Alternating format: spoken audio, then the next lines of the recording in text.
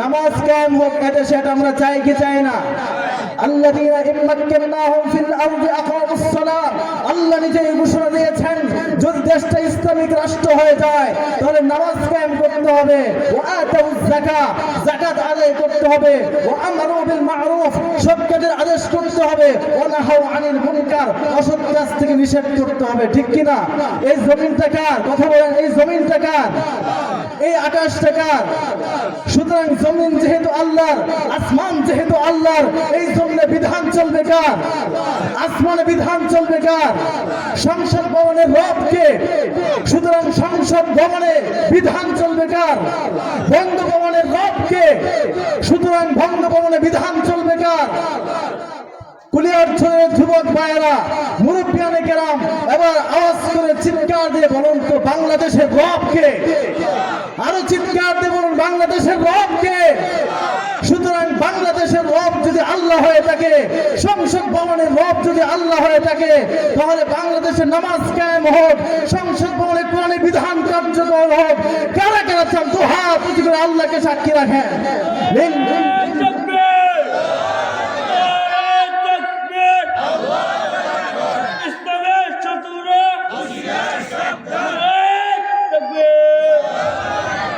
নামাজের কয়েকটি ব্যাখ্যা আছে, নামাজের অনেকগুলো অর্থ আছে। এর মধ্যে একটা অর্থ হচ্ছে নামাজের অর্থ হচ্ছে নিকটবর্তী হওয়া, আর একটা অর্থ হচ্ছে মুতাওয়াজ্জিহ হওয়া। এক অর্থ কি? মুতাওয়াজ্জিহ হওয়া, আর অর্থ হচ্ছে নিকটবর্তী হওয়া। সালাতের এক অর্থ হচ্ছে মুতাওয়াজ্জিহ হওয়া। এই যে হযরত ইব্রাহিম আলাইহিস সালাম দোয়া করেছিলেন, ইন্নী ওয়াজ্জাহতু ওয়াজহিয়া লিল্লাযী ফাতারাস সামাওয়াতি ওয়াল আরদ হানিফা। ইব্রাহিম আলাইহিস সালাম দোয়া করেছিলেন। আমরা অনেকে এটা পারি না? আমরা অনেকেই সেটা পারি। আর এক অর্থ হচ্ছে নিকটবর্তী হওয়া। নামাজের এক অর্থ কি? নিকটবর্তী হওয়া। এই জন্য রব্বুল আলামিন বলছেন ওয়াসজুদ ওয়াকতারি, বান্দা সিজদা করো আর নিকটবর্তী হও। পড়েন সুবহানাল্লাহ। হাদিসের মধ্যে এসেছে আকরাবু মা ইয়াকুনুল আবদু মির রাব্বিহি ওয়া হুয়া সাজিদুন, বান্দা আল্লাহর সবচেয়ে নিকটবর্তী তখনই হয় যখন সে সিজদায় অবনত হয়। মুফাসসিরে কেরাম এখানে সিজদার ব্যাখ্যায় লিখেছেন, অর্থাৎ যখন সে নামাজে দাঁড়ায়, বান্দা যত বেশি নামাজে দাঁড়ায়, যত বেশি নামাজ আদায় করে সালাত কায়েম করে, তত বেশি আল্লাহর নৈকট্য অর্জন করে। রব্বুল আমিন বলেন ওয়ালাউ আন্নামা ফিল আরদি মিন শাজারাতিন আকলামু ওয়াল বাহরু ইয়ামুদ্দুহু মিন বা'দিহি সাবআতু আবহুরিন মা নাফিদাত কালিমাতুল্লাহ। বলেন আল্লাহু আকবার। সাগরের জলকে কালি করে, গাছের পাতাকে খাতা করে, তোমার মহিমা লেখা শেষ হবে না, যদিও লিখে প্রভু জীবন ভরে। সাগরের জলকে কালি করে, গাছের পাতাকে খাতা করে, তোমার মহিমা লেখা শেষ হবে না, যদিও লিখি প্রভু জীবন ভরে। ঠিক কিনা? এই জন্য আল্লাহর প্রশংসা করে কখনো শেষ করা যাবে না। আল্লাহ নিজে এটা জানিয়ে দিয়েছেন তার পবিত্র কুরআন কারীমের মধ্যে। পৃথিবীতে যত সমুদ্র আছে, সমস্ত সমুদ্রের পানিকে যদি কালি বানানো হয়, পৃথিবীতে যত বৃক্ষলতা তরুলতা গাছপালা আছে, সমস্ত গাছপালাকে যদি খাতা বানানো হয়, সমস্ত গাছের পাতাকে যদি খাতা বানানো হয়, সমস্ত সমুদ্রের পানিকে, এমন কি বলা হয়েছে মিন বা'দিহি সাবআতু আবহুরিন মা নাফিদাত কালিমাতুল্লাহ, একটা দুইটা নয়, 7 সমুদ্র যদি পরপর আনা হয়, আর ওই সমুদ্রের কালি দিয়ে, সমুদ্রের পানি নামক কালি দিয়ে, গাছের খাতা নামক পাতার উপর যদি আল্লাহর প্রশংসা লেখা শুরু করে দেওয়া হয়, সমুদ্রের পানি নামক কালিগুলো শেষ হয়ে যাবে। তাম পৃথিবীর সমস্ত গাছ নামক গাছপালার পাতা নামক খাতাগুলো ফুরিয়ে যাবে, তবু আল্লাহর প্রশংসা করে কখনো শেষ করা যাবে না। পড়েন সুবহানাল্লাহ। এই জন্য সবসময় প্রশংসা করতে রাজি আছেন তো ইনশাআল্লাহ? আল্লাহ পাক আমাদের সকলকে কবুল করুন। আজকে আমরা যে কিতাবটা নিয়ে, যে কিতাব থেকে আলোচনা করবো সেটা কি? কোরআনুল কারীম। তাফসীর মাহফিলের প্রধান সিলেবাস। কোরআন থেকে যদি কথা হয় সেটা সহি হয়, সেটা সুন্দর হয়, সেটাতে কোনো গোজামিল থাকে না, ঠিক কিনা? এই জন্য কোরআন থেকে আমরা কথা শুনবো।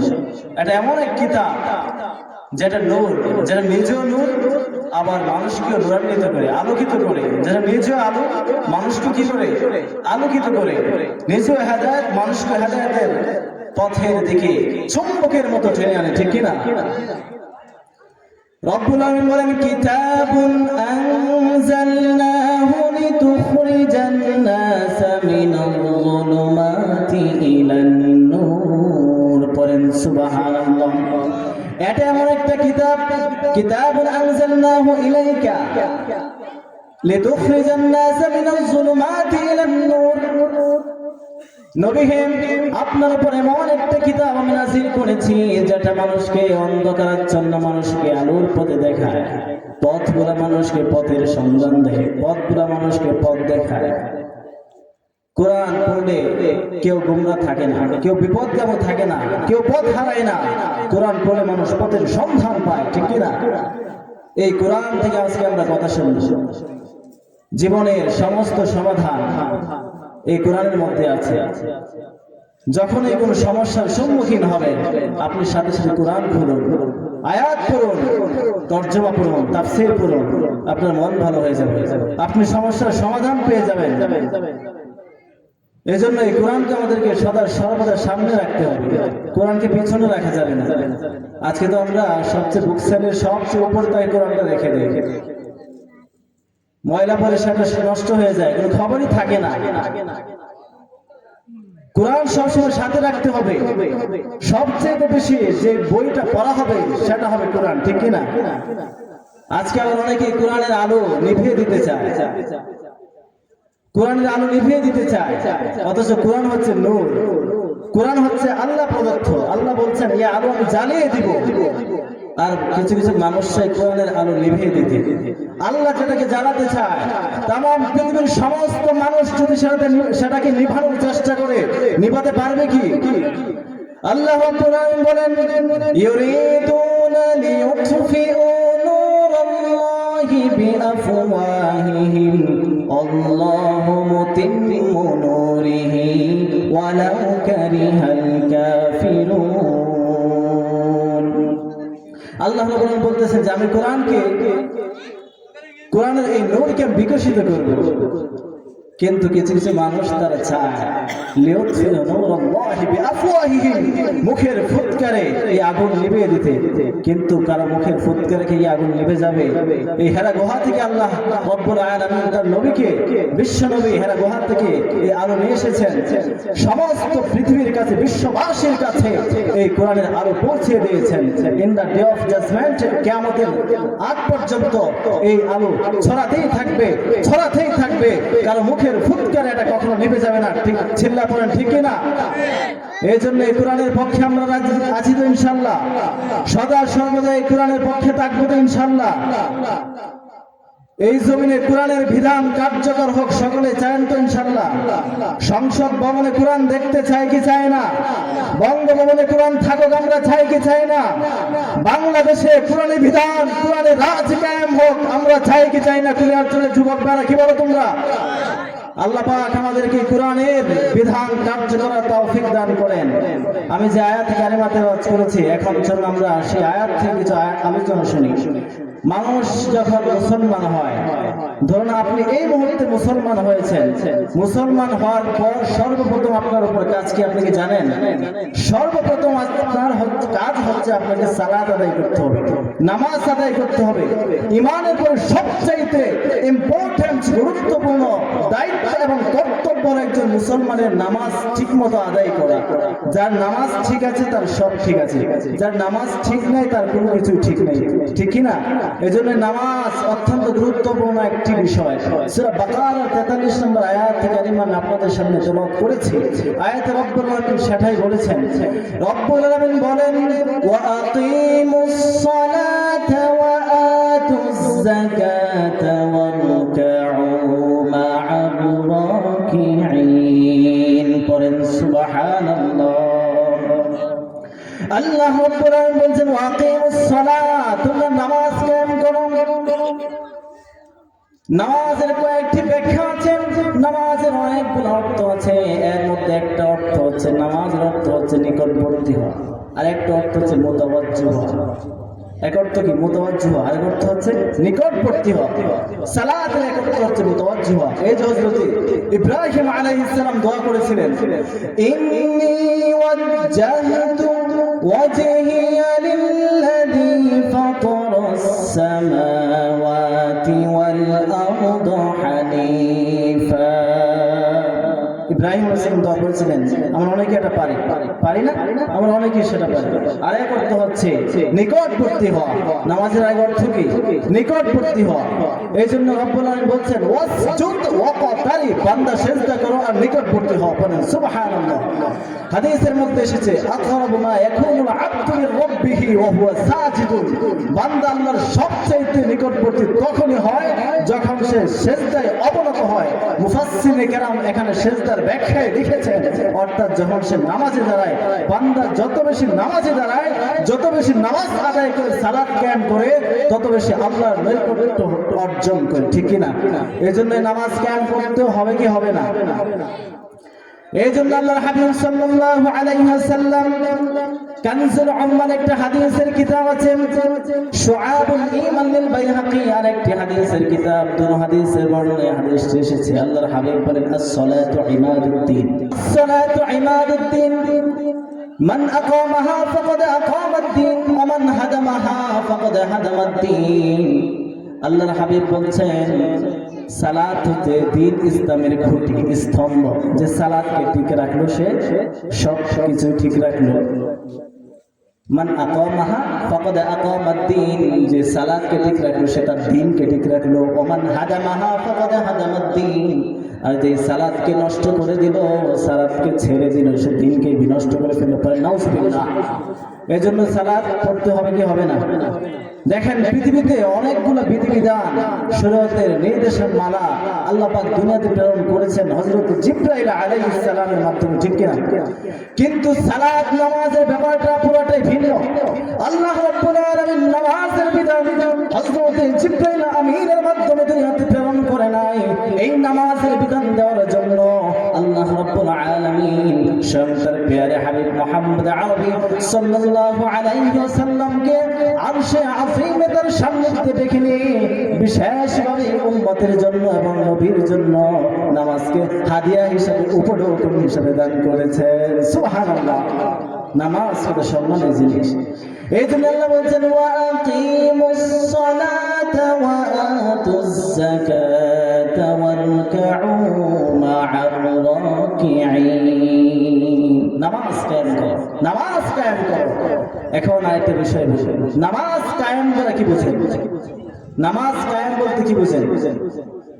আচ্ছা, বিষয়টা আরেকটু পরে বলতেছি। এর আগে আমরা জানি যে নামাজ এটা শুধু এই উম্মতের উপরই না, সমস্ত নবী রাসূলগণ নামাজের অনুসারী ছিলেন। নিজেও নামাজ পড়েছেন, উম্মতকে, পরিবার পরিজনকেও নামাজের তাকিদ করেছেন। যেমন হযরত ইসমাঈল আলাইহিস সালাম সম্পর্কে কোরআনের কারীমের মধ্যে আয়াত এসেছে, ওয়া কানা ইয়ামুরু আহলাহু বিস-সালাতি ওয়াজ-যাকাত ওয়া কানা 'ইনদা রাব্বিহি মারদিয়া। তিনি ইসমাঈল আলাইহিস সালাম কানা ইয়ামুরু আহলাহু বিস-সালাত, তিনি যে পরিবার পরিজনকে নামাজের আদেশ করতেন, নির্দেশ দিতেন। ওয়া কানা 'ইনদা রাব্বিহি মারদিয়া, আর তিনিও ছিলেন আল্লাহর নিকট বড় পছন্দনীয়। বলেন সুবহানাল্লাহ।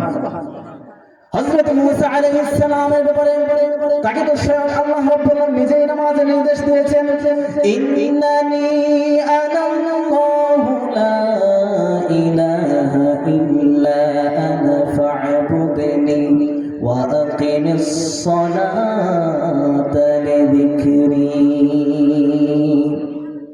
আল্লাহ নিজেই তাকে নামাজের নির্দেশ দিয়েছেন। ঠিক সেম ভাবে হযরত ইব্রাহিম আলাইহিস সালাম আল্লাহর কাছে ফরিয়াদ করেছেন, যেটা আমরা মুনাজাতের শেষে অনেকেই পড়ে থাকি, রব্বি জাআলনি মুকিমাস সালাতি ওয়া মিন যুররিয়্যাতি রব্বানা ওয়া তাকাব্বাল দুআ। পারেন না অনেকে? পড়েন সবাই। রব্বি জাআলনি মুকিমাস সালাতি ওয়া মিন যুররিয়্যাতি রব্বানা ওয়া তাকাব্বাল দুআ। রব্বি জাআলনি মুকিমাস সালাহ। হযরত ইব্রাহিম আলাইহিস সালাম নিজের ব্যাপারে দোয়া করতেছেন, আল্লাহ আমাকে নামাজের পাবন্দ বানান, নামাজের আনুগত্যশীল বানান, এবং আমার পরিবার পরিজন থেকে আমার উত্তরাধিকারী বানান, আর আমার এই দোয়া কবুল করুন হে আমার রব। ঠিক একইভাবে আমাদের সকলের নবী, প্যারা নবী, দু জাহানের বাদশা মুহাম্মদ আরবি সাল্লাল্লাহু আলাইহি ওয়াসাল্লামকে আল্লাহ নামাজের ব্যাপারে নিজেই নির্দেশ দিয়েছেন। আল্লাহ রাব্বুল আলামিন বলছেন, ওয়া'মুর আহলাকা বিস-সালাতি ওয়াসতাবির আলাইহা লা নাসআলুকা রিজকা নাহনু নারযুকুকা ওয়াল আকিবাতু বিত-তাকওয়া। নবী হে, ওয়া'মুর আহলাকা বিস-সালাত ওয়াসতাবির আলাইহা, নিজ পরিবার পরিজনকে আদেশ করুন নামাজের, নিজের উপর অটল থাকুন, অবিচল থাকুন। আমি আপনার কাছে লা নাসআলুকা রিজকা, আমি আপনার কাছে রিজিক চাই না, নাহনু নারযুকুক, বরং আমি আল্লাহ আপনাকে রিজিক দান করি। পড়েন সুবহানাল্লাহ। ওয়াল আকিবাতু লিত-তাকওয়া, আর শুভ পরিণাম মুত্তাকিনদের জন্য। আল্লাহ নিজেই তার হাবিবকে বলতেছেন যে আমি আপনার কাছে রিজিক চাই না, রিজিক আমি আল্লাহ আপনাকে দিই। আমরা অনেকে আজকে রিজিকের পেরেশানির কারণে, কর্মব্যস্ততার কারণে আমরা নামাজ পড়ি না, অথচ আল্লাহ এই আয়াতের নবীকে বলতেছেন, আমাদের প্রিয় নবীকে উদ্দেশ্য করে বলতেছেন, নবী আপনি পরিবার পরিজনকে নামাজের আদেশ দিন, নিজেও এর অবিচল থাকুন। আমি আপনার কাছে কি চাই না, রিজিক চাই না, বরং আমি আল্লাহ আপনাকে রিজিক দান করি। তাহলে আবার ক্লিয়ার ছিলেন মুসলমানরা, বলেন তো রিজিকের মালিক কে? রিজিক আমাদেরকে দেয় কে? নামাজ পড়লে রিজিক আমাদেরকে বাড়িয়ে দিবেন কে? এই জন্য ওই নামাজ পড়তে রাজি আছি আমরা সবাই। কারা কারা রাজি আছি? দুহা কিছু করে আল্লাহকে দেখায়। লিল্লাহি তাকবীর, লিল্লাহি তাকবীর। আল্লাহ তাআলা আমাদেরকে কবুল করুন। সমস্ত নবী রাসূলগণ নামাজের উত্তরাধিকারী ছিলেন, নিজে নামাজ পড়েছেন, পরিবার পরিজনকে আদেশ করেছেন, এবং কোরআনের আলোকে নামাজের অনেক অনেক ফজিলত রয়েছে। কোরআনে কারীমের মধ্যে আল্লাহ রাব্বুল আলামিন অসংখ্য ফজিলত বর্ণনা করেছেন। এর মধ্যে আল্লাহ রাব্বুল বলছেন, ওয়া আকিমিস সালাতা তারাফাইন নাহারি ওয়া যুলফান মিনাল লাইল ইন্নাল হাসানাতি ইউযহিবুনাস সাইয়্যাত। وَأَقِمِ الصَّلَاةَ طَرَفَيِ النَّهَارِ وَزُلَفًا مِنَ اللَّيْلِ। আল্লাহ বলছেন, ওয়াকিম সালাম, নামাজ কায়েম করো, তরফাইন নাহার, দিবসের দুই প্রান্তে, ওয়াজুলাফাম মিনাল লাইল, আর রাতের একাংশে, ইন্নাল হাসানাতি ইউযহিবুনাস সাইয়্যাত, নিশ্চয়ই সৎ আমলগুলো, নেক আমলগুলো পাপকে মুছে দেয়। এই জন্য এই নামাজ কায়েম করতে হবে, কি হবে না? কোরআনেও নামাজের নির্দেশ এসেছে, নবী রাসূলগণ নামাজ পড়েছেন, আল্লাহ পাক নবী রাসূলগণকে নামাজ পড়তে বলেছেন। সমস্ত সাহাবায়ে কেরাম নামাজি ছিলেন। আজকে অনেকেই বলে নামাজ না পড়লে ঈমান ঠিক আছে। আমরা আপনাদের কয়নি কি নামাজ না পড়লে কি ঠিক আছে? ঈমান, নামাজ না পড়লে ঈমান আছে কিনা ওইটা আগে যাচাই করতে, ঠিক না? নামাজ না হলে ঈমান আছে কিনা ওইটাই সন্দেহ, আবার ঠিক হতে পারবে। এই জন্য নামাজ পড়তে হবে, নামাজ পড়তে হবে। আল্লাহর হাবিব সাল্লাল্লাহু আলাইহি ওয়াসাল্লাম হাদিসের মধ্যে বলেছেন, যে বাইনাল ওয়াজনি ওয়া বাইনাল কুফরি তারকুস সালাহ, ব্যক্তি এবং কুফরের মাঝে পার্থক্য হলো নামাজ। অর্থাৎ নামাজ যদি কেউ পড়ে সে মুসলমান, নামাজ না পড়লে কি কুফর। যদিও ব্যাখ্যা রয়েছে, মান তারাকা সালাতান মুতাআম্মিদান ফাকাদ কাফার, যে ব্যক্তি ইচ্ছাকৃতভাবে কোনো উযর ছাড়া নামাজ ছেড়ে দেয় সে কুফরের মধ্যে দাখিল হয়ে যায়। এই জন্য ওই নামাজ না পড়লে ঈমান থাকার আশঙ্কা। সুতরাং যদি নিজেকে ঈমানদার দাবি করতে হয়, মুসলমান দাবি করতে, তবে নামাজ কায়েম করতে হবে। নামাজ মুত্তাকিনদের বৈশিষ্ট্য। সূরা বাকারার শুরুতে আছে আল্লাযীনা ইউমিনুনা বিল গায়বি ওয়া ইয়াকিমুনাস সালাহ।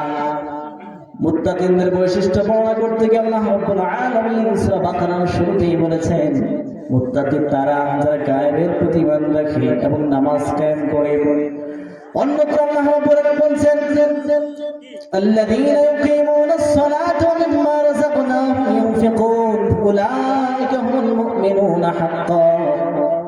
যারা নামাজ কায়েম করে এবং আমার রিজিক থেকে আল্লাহর রাস্তায় ব্যয় করে তারাই প্রকৃত মুমিন।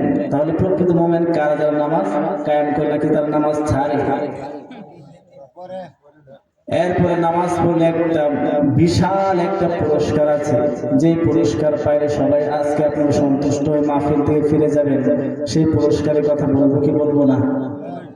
নামাজ পড়লে কি পুরস্কার? আল্লাহ রাব্বুল আলামিন নিজেই সেই পুরস্কার সূরা মুমিনুনের মধ্যে ঘোষণা করে দিয়েছেন, ওয়াল্লাযীনা হুম আলা সালাওয়াতিহিম ইউহাফিযুন উলাইকা হুমুল ওয়ারিসুন আল্লাযীনা ইয়ারিসুনাল ফিরদাউসা হুম ফিহা খালিদুন। বলেন সুবহানাল্লাহ। আর চিৎকার দিয়ে বলেন সুবহানাল্লাহ। আল্লাহ রাব্বুল আলামিন বলেন, যারা নামাজের হেফাজত করে, নামাজের পাবন্দ করে, উলাইকা হুমুল ওয়ারিসুন, তারা উত্তরাধিকারী হয়ে যায়। কিসের উত্তরাধিকারী হয়ে যায়? আল্লাযীনা ইয়ারিসুনাল ফিরদাউস। আল্লাহ বলছেন তারা কিসের উত্তরাধিকারী হয়ে যায়? তারা দুনিয়ার কোন বাড়ি গাড়ির অট্টালিকার হাইওয়েজ বিল্ডিং এর তারা উত্তরাধিকারী হয় না, তারা জান্নাতুল ফিরদাউস সর্বশ্রেষ্ঠ জান্নাতের উত্তরাধিকারী হয়ে যায়। বলেন সুবহানাল্লাহ। আর কি চান? আর কিছু চাওয়ার আছে? এখন সর্বশেষ আমি দুইটা কথা সঙ্গে বলতেছি। একটা হচ্ছে বলছিলাম নামাজ কায়েম বলতে কি বোঝায়। নামাজ কায়েমের অনেক ব্যাখ্যা আছে, এর মধ্যে একটা ব্যাখ্যা আমি এখন আপনাদের সামনে বলতেছি। নামাজ কায়েমের একটা ব্যাখ্যা হচ্ছে ইসলামী রাষ্ট্রীয়ভাবে নামাজ কায়েমের ঘোষণা হয়ে যাবে। মুখে মুখে যে নামাজ পড়ুন, নামাজে আসুন, হাইয়া আলাস সালাহ, হাইয়া আলাল ফালাহ, আজানে তো আছে। এমনিতে যে আমরা ডাকাডাকি করি এইভাবে তো আছে, কিন্তু আরেকটা হচ্ছে সরকারিভাবে ডিক্লারেশন হয়ে যাবে, আজ থেকে আকিল বালেগ যারা আছে 5 ওয়াক্ত নামাজ জামাতের সাথে আদায় করতে হবে। তখন বাধ্যতামূলক যখন এই ঘোষণা হয়ে যাবে সারা দেশের মধ্যে, তখন দেখা যাবে থানা থেকে আওয়াজ, আজানের আওয়াজ শোনা যাবে। থানার মধ্যে আজান হয়ে যাবে। এসপি সাহেব থানায় পুলিশদেরকে নিয়ে নিজে ইমামতি করবেন। এসপি সাহেবের ইমামতিতে, ওসির অফিসে ওসি সাহেবের ইমামতিতে, ডিসির অফিসে ডিসি সাহেবের ইমামতিতে সমস্ত মুসল্লিরা নামাজ কায়েম করবেন, নামাজ পড়বেন। বঙ্গভবনে রাষ্ট্রনায়কের ইমামতিতে নামাজের জামাত আদায় হবে। এটাকে বলা হয় এক অর্থে নামাজ কায়েম করা। এইভাবে যদি নামাজ করা হয়, নামাজ কায়েম করা হয়, দেশে দুর্নীতি থাকবে? দুর্নীতি থাকবে না। এটা সংক্ষেপে একটা ব্যাখ্যা বললাম। এখন আসলে আরেকটা কথা, শেষ করে দিচ্ছি যে নামাজ এটা এতই গুরুত্বপূর্ণ, যদি কখনো ইসলামী হুকুমত, ইসলামী রাষ্ট্র হয়, দেশটা যদি ইসলামী রাষ্ট্র হয়, দেশটা ইসলামী রাষ্ট্র হোক আমরা চাই কি চাই না? এত সকল মুসলমানের প্রাণের দাবি, ঠিক কিনা? দেশটা যদি ইসলামী হয় তাহলে আল্লাহ পাকের হুকুম অনুযায়ী 4টা কাজ মাস্ট বাস্তবায়ন করতে হবে শুরুতে। কি সেই 4টা কাজ? আল্লাহ রাব্বুল আলামিন বলেন, আল্লাযীনা ইম্মাক্কানাহুম ফিল আরদি আকামুস সালাহ ওয়া আতামুস যাকাত وأمروا بالمعروف ونهوا عن المنكر আল্লাহ রাব্বুল আলামিন বলছেন দেশটি যদি ইসলামী রাষ্ট্র হয়ে যায়, ইসলামী রাষ্ট্রের জন্য, ইসলামী রাষ্ট্রনায়কের জন্য সর্বপ্রথম কাজ হচ্ছে নামাজ কায়েম করতে হবে। ক্ষমতায় যাওয়ার পরে কি করতে হবে? নামাজ কায়েম করতে হবে। নামাজ কায়েম হোক এদেশে, এটা আমরা চাই কি চাই না? আল্লাযীনা ইম্মাক্কানাহুম ফিল আরদি আকামুস সালাহ, আল্লাহ নিজেই ঘোষণা দিয়েছেন যদি দেশটা ইসলামিক রাষ্ট্র হয়ে যায় তাহলে নামাজ কায়েম করতে হবে, ওয়া আতাউজ যাকাত, যাকাত আদায় করতে হবে, ওয়া আমারু বিল মা'রুফ, সৎ কাজের আদেশ করতে হবে, ওয়া নাহাউ আনিল মুনকার, অসৎ কাজ থেকে নিষেধ করতে হবে। ঠিক কি না? এই জমিনটা কার? কথা বলেন, এই জমিনটা কার? এই আকাশটা কার? সুতরাং জমিন যেহেতু আল্লাহর, আসমান যেহেতু আল্লাহর, এই জমিনে বিধান চলবে কার? আসমানে বিধান চলবে কার? সংসদ ভবনের রব কে? সুতরাং সংসদ ভবনে বিধান চলবে কার? বঙ্গভবনের রব কে? সুতরাং বঙ্গভবনে বিধান চলবে কার? কুলিয়ার ছেলের যুবক ভাইয়েরা, মুরব্বিয়ানে কেরাম, এবার আওয়াজ করে চিৎকার দিয়ে বলুন তো বাংলাদেশের রব কে? আরো চিৎকার দিয়ে বলুন বাংলাদেশের রব কে? সুতরাং বাংলাদেশের রব যদি আল্লাহ হয়ে থাকে, সংসদ ভবনের রব যদি আল্লাহ হয়ে থাকে, তাহলে বাংলাদেশের নামাজ কায়েম হোক, সংসদ ভবনে কোরআনের বিধান কার্যকর হোক। কারা কারা চান দুহাত উঁচু করে আল্লাহকে সাক্ষী রাখেন?